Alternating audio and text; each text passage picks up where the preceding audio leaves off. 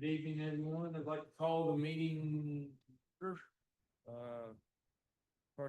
No citizen comments. First item on the agenda is adoption of the agenda. I have a motion to adopt the agenda. Got a motion by Dr. Ramsey. Second by Mr. Young. All those in favor? Motion carries. All right, Mr. Lindsay. You're up. You will give me just 1 second. Let me share the screen.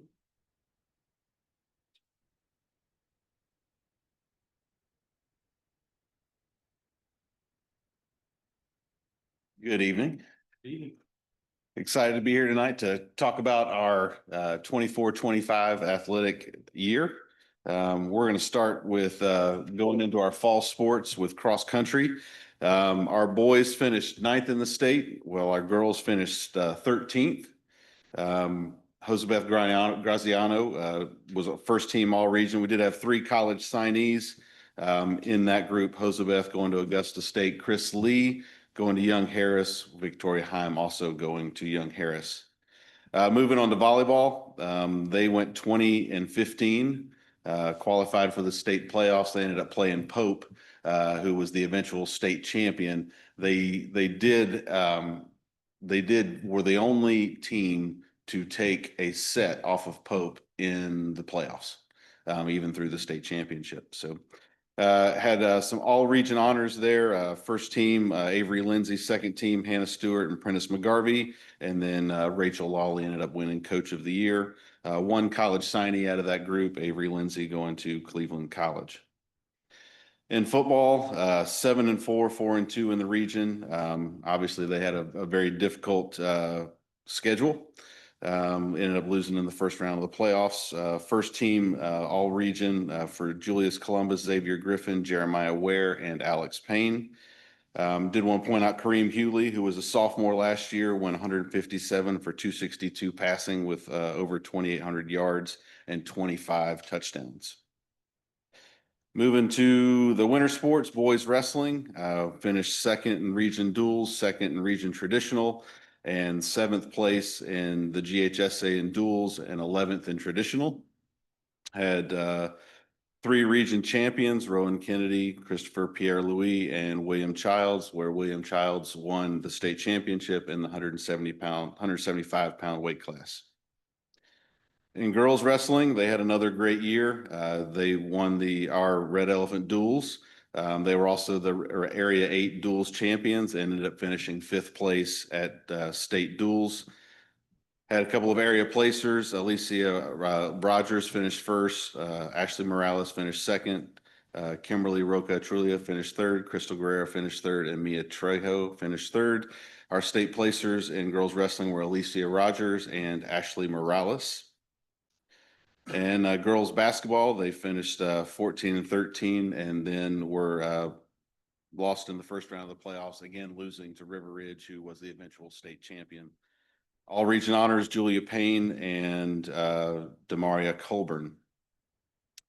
Boys basketball went 19-8. We ended up winning the region tournament, which was the first time that's been done since 2018.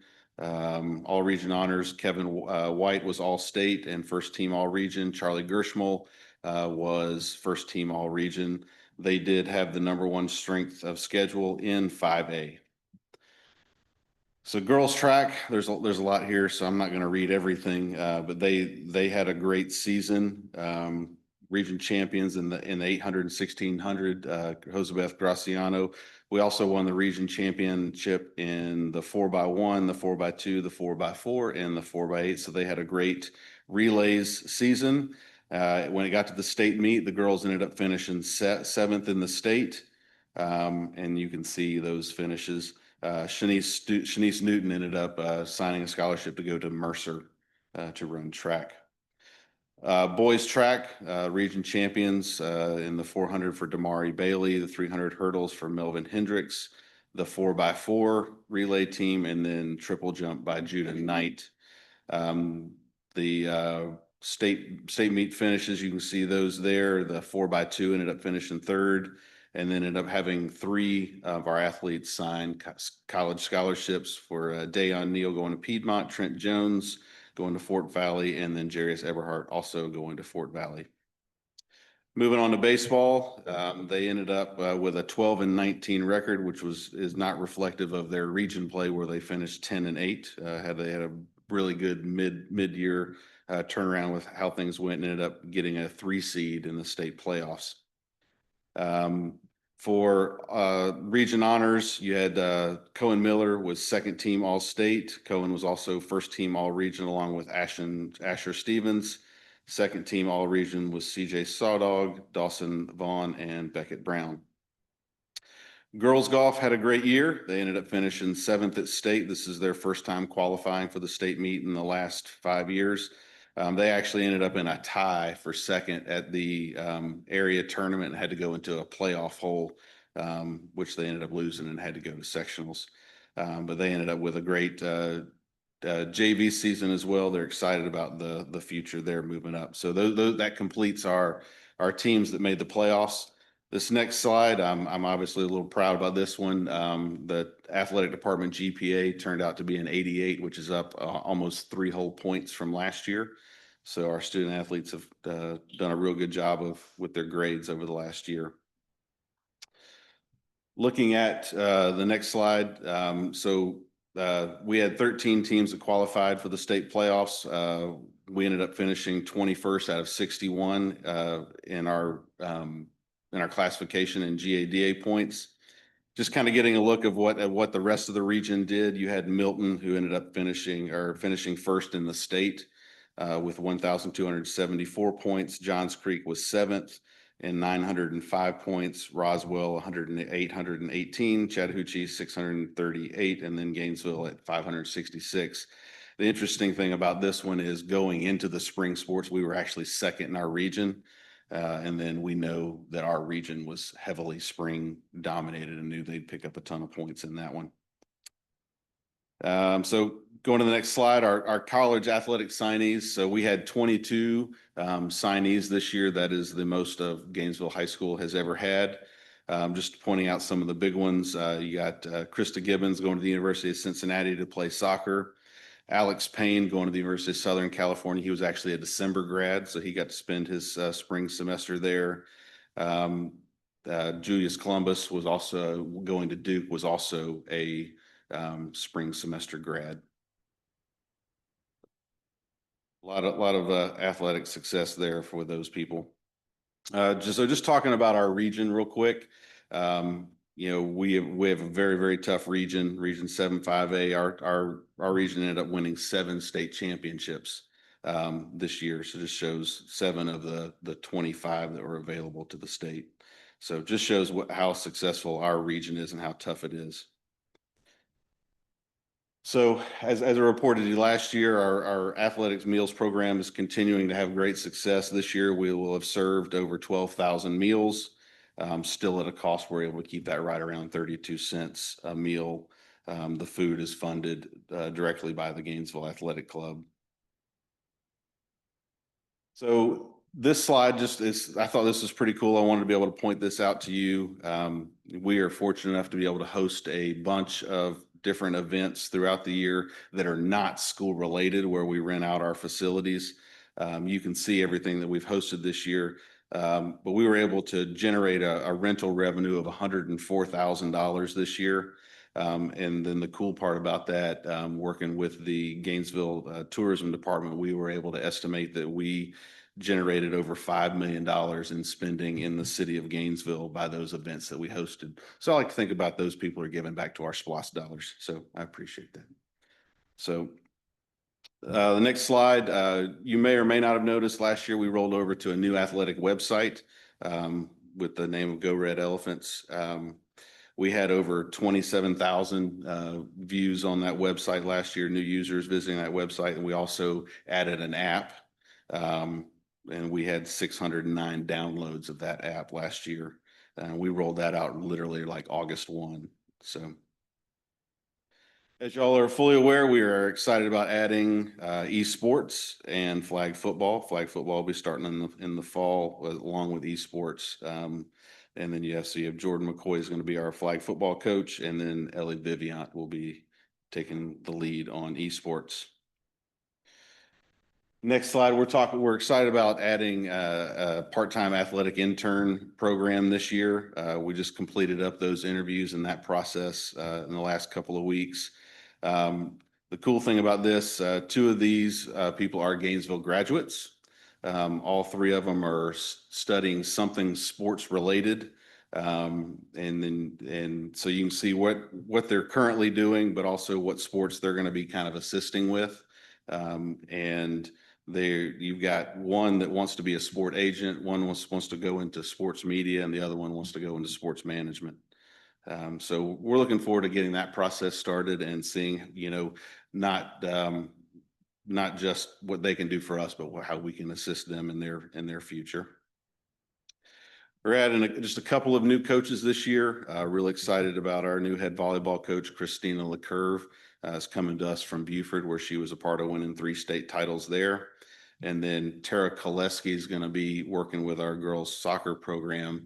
She is a former national team player and professional coach, college coach, and she's in the area and is excited about joining Gainesville Athletics this next year.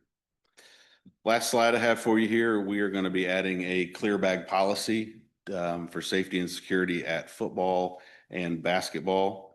So you'll see this new signage going up at both of those facilities. Questions? I got a question about the meals program. Mm-hmm. I just know where you're out.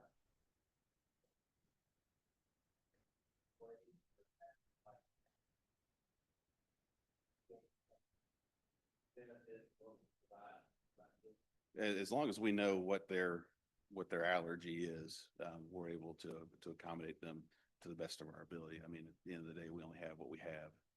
And we're typically, our menu is kind of set from week to week. They build off of the food that we have, the food that we get. But we certainly. Yeah, so we get the food from a combination of the Atlanta Food Bank and the Georgia Mountain Food Bank here. So we kind of have we've taken one of those storage rooms and turned it into kind of like our dry storage. So we have a good amount of food there, but then we order food kind of once a month or however it goes. We've got 2 freezers in there, so we kind of have to keep what's in there and build our meal plan off of what's in there. Makes sense. I imagine, whereas you can imagine, most parents aren't just going to trust. So I imagine this particular family would just not take part in it because the allergy is very serious. So to trust that, Who's handling? the trust that everybody's followed everything is probably too risky. But I was just wondering because I know they go through a lot to prepare meals and that sort of thing to make sure that he has the nutrients that the program says he needs to get, and they're kind of doing it all on their own just to make sure he doesn't, to make sure he's getting what the coaches say he needs. That makes sense. Thank you. Any other questions? Thank you. Yep, thank you. What sports was the clear bag policy? Football and basketball. And that's all? Is that just for this year or just on expand the following? I think we'll see how it goes. I mean, I think when you start looking at it, those are obviously our 2 highest attended ones, where we have large groups. So may or may not be as much necessary at those other events, but we'll look at it and see how it goes. I will say as a dad going to a bunch of track meets, you go to Lanier and Milton, these other places. Yes. They have out signage, but they don't. Correct. Yeah. So football, basketball is where you get your higher participation. You get a lot of people from the community and outside the community to show up.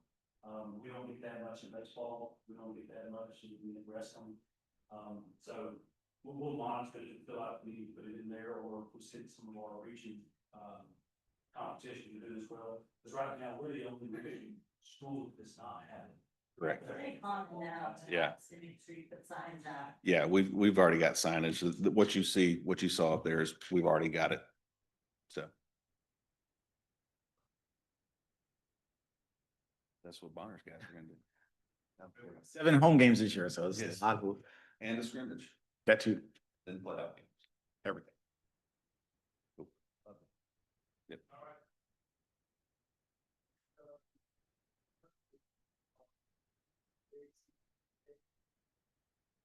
Conduct, Mrs. Allen. Hi, good evening, Board. I'm presenting to you this evening. Annually, we do have to bring to the board the JCDA policy for progressive disciplinary measures.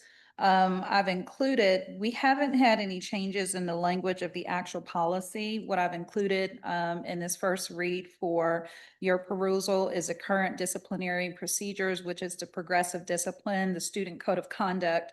And I did want to point out that as a result of legislation, and there is a big bill, the Senate Bill 351, that has been passed, we do have to look at making some changes with the Internet Acceptable Use Policy and regulation. And so Eddie Nimick and his team are currently drafting that particular policy, and he will be bringing that forth to the board. We kind of have a timeline to make sure that we're in compliance with the state Department of, the Georgia Department of Education. So he'll be bringing that as a first read probably in August, and then for a final read in late October. So when that happens, the point talking about that is that we will have to bring the code of conduct and the JCDA policy back to you all because of that revision. So I just wanted to point that out to you. All right, do you have any questions? Any questions?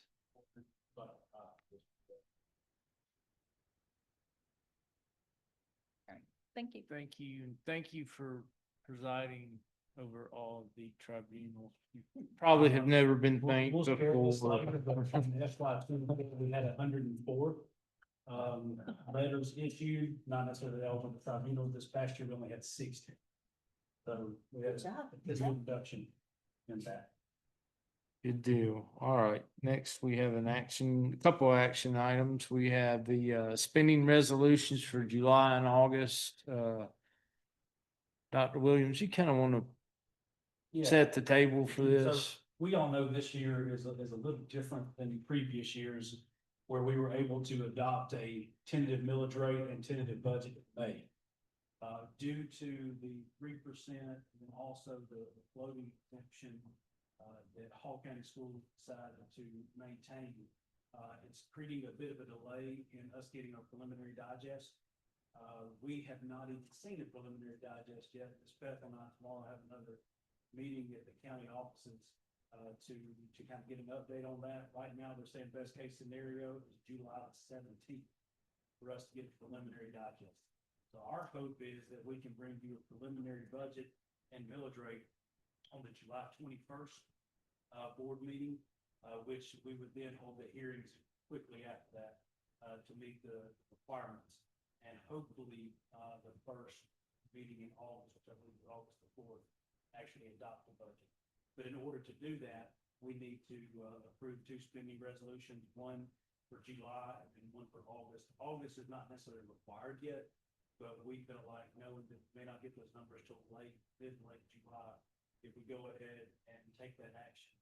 Of course, if we pass the budget, all of a sudden, we don't need that resolution. But this allows us to spend up to 1/12 of our budget from the previous year in order to do that. So right now, we're just waiting on all of the challenges that the districts across the state are seeing. This is not just unique to Hall County. Hall County schools, Hall County government, Gainesville City government are all in the same boat. This, none of us have our own number. I know that you don't necessarily spend the same amount each month, so is it wise or prudent to just stay at 12 of the budget? I mean, I think that's how it is. That's- Has to be. Yes, Okay. just for an example, 1/12 of our budget would be about 11 million of last year's budget. Our payroll is about 5.3, payroll taxes 388,000, TRS is at 1 million, and state health is 1.3 million, so that leaves us 4 million remaining as a cushion So for you think other that federal would be programs. adequate Yeah. Cause I know some are heavy, much heavier spending less than others. Basically, it doesn't matter. It has to be 112. Yes. It has to Okay. go as well. Okay. All right. The one thing that would be different for us this year potentially is we may have to do a TAN later on, because in the past, when we've approved, the millage rate, we typically get our notice fairly early, in August, and it's usually due December first. And now we're not getting those assessments, the preliminary budget numbers until July, August, September. The money we typically receive earlier on that help our cash flow may be delayed about a month or two. So we're just gonna monitor that and then see what that TAN, possibly can cost from a district standpoint. Hopefully, we don't need it. Hopefully, everybody gets their bill and they're ready to pay it. But we just don't know what. And that- pay early. We don't know what that window looks like yet. So what Ms. Beth has brought before you is, just an overview of the spending resolution, but then one for July. All right, any more questions? Do we have a motion to approve the resolutions as written? I've got a motion by Dr. Ramsey. Second by Mr. Young. All those in favor? Motion carries. All right, Kathy, in the May financial statements? Yes, next I have a update on our May 2025 general fund statements. Our year-to-date revenues are at 104.8 million, and that's 99.7% of our budgeted revenues. This time last year, we were at 97.6, so we're up a little bit there compared to last year. Our year-to-date expenditures are at 98.4, and that's 92% of our budgeted expenditures. Last year, we were at 91.9, so rounded, that's the same, 92%. Our ending fund balance for May is 26.9 million, and this time last year, we were 25.1. And just as an example, coming back to that 1/12, general fund expenditures for the month of May were 8.4, so we're well within our, no need to worry is there, I think, with the 1/12 of the prior year budget. SPOS receipts for the month are at 1.1 million, and our year-to-date SPOS receipts are at 11.8. If we continue trending on that 1 million, and we hope we should be able to do that, that's going to push us to 13 million of fiscal year. Any questions? Questions of Ms. Pelton? We have a motion to approve the financial statements as presented. A motion by Mr. Young. Second by Mr. Pettit. All those in favor? Motion carries. Any discussion items? Dr. Williams and I spoke this afternoon about canceling, if there's no urgent need, the July 7th meeting. I know everybody's crushed that news, but we don't foresee anything. Yeah, typically, we don't have that meeting because it's usually right at the 4th. We are usually off, of course, the 4th, and leading up to that, there's only a few personnel items left. And that's really all that will be brought forward, are personnel items. We felt like waiting until the 21st, which is still 2 days before new employee orientation, would still allow for those hires to take place, whether they get approved on the 7th or the 21st. They would still be able to start on new employee orientation that Wednesday. No questions. All right, do we have a motion to adjourn? Motion by Mr. Young, Second. second by Mr. Pettit. All those in favor? Motion carries. Thank you.